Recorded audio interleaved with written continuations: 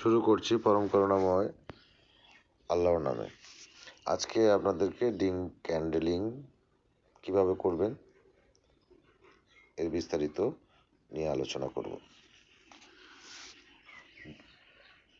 আপনারা দেখতে পাচ্ছেন এই ডিমটাতে এই যে হালকা হালকা বোঝা যাচ্ছে যে মাকড়সার আঁশের মতো দেখা যাচ্ছে। এই রকম ডিম থাকলে বোঝা যাবে যে এই ডিমটা থেকে বাচ্চা হবে। কারণ যে ডিমগুলো তো মাকড়সার মতো আপনার ছিঁড়া পোশারাগুলো দেখা যাবে, সেই ডিমগুলো ভালো ডিম। এই যে এই ডিমটা থেকেও দেখা যাচ্ছে, আপনারা লক্ষ্য করলে বুঝতে পারবেন। আর যে ডিমগুলো আপনার এই ধরনের দেখা যাবে না, ওই ডিমগুলোতে ব্রণ আসবে না, অথবা ওগুলো আপনার বাওয়া ডিম বলে, বা ওই ডিমগুলো থেকে কখনোই বাচ্চা আসবে না। আবার কিছু কিছু ডিম আছে ক্যান্ডেলিং করার পর আপনি দেখবেন যে ব্রণ এসেছিল কিন্তু নষ্ট হয়ে গেছে। আর ডিম ক্যান্ডেলিং করলে আপনি বুঝতে পারবেন যে আপনার ডিমগুলো থেকে কতটা বাচ্চা আসার সম্ভাবনা আছে। আর যেই ডিমগুলো থেকে আপনার বাচ্চা আসবে না, ওই ডিমগুলো আপনি সরিয়ে ফেলতে পারবেন। এবং ওই ডিমগুলো যদি আপনারা 7-8 দিনের মধ্যে ক্যান্ডেলিং করে সরিয়ে ফেলতে পারেন, তাহলে ওই ডিমগুলো আপনি খেতে পারবেন, কারণ ওই ডিমগুলো নষ্ট না, ওগুলা খাওয়া যাবে। তো আপনারা দেখছেন যে এই ডিমটা বাচ্চা এসেছে, এটা একটু বেশি ঘোলা হয়ে গেছে। তো এই ডিমটা আমি প্রায় 12-13 দিন পরে করেছি।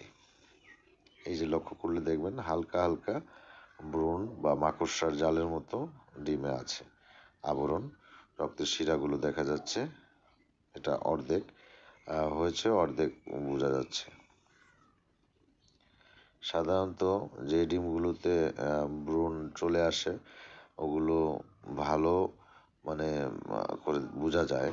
এই ডিমটাতেও আসছে, ওই ওই যে হালকা হালকা দেখা যাচ্ছে শিরাগুলো। এই শিরাগুলো আপনারা লক্ষ্য করলে বুঝবেন এই ডিম থেকে বাচ্চা হবে। আর যেটা সম্পূর্ণ কালো দেখছেন, এই ডিমটাতে অলরেডি ভ্রূণটা একটু বড় হয়ে গেছে, যার কারণে একটু কালো ঘোলাটে আকারে দেখা যাচ্ছে। এই ডিমটাও ভালো ডিম, এইখান থেকেও বাচ্চা আসবে।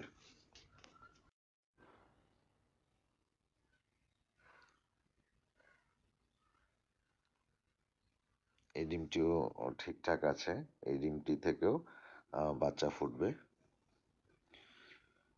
আর ডিমগুলো আপনারা হাঁস দিয়ে ফুটান অথবা ইনকিউবেটর দেন, ক্যান্ডেলিং করলে এতে করে আপনি বুঝতে পারবেন যে এই ডিমটা সঠিক আছে কিনা, বা এটাতে ভ্রূণ আদৌ আছে কিনা, এটা থেকে বাচ্চা হবে কিনা। আর যে ডিমগুলো নষ্ট, ওই ডিমগুলো ভালো ডিমের পাশে রাখলে অন্য ডিমগুলো আপনার নষ্ট হয়ে যেতে পারে।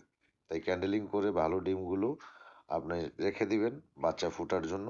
আর যেগুলো ভ্রূণ নষ্ট হয়ে গেছে অথবা আদৌ ভ্রূণ আসবে না, সেগুলো আলাদা করে ফেলতে হবে।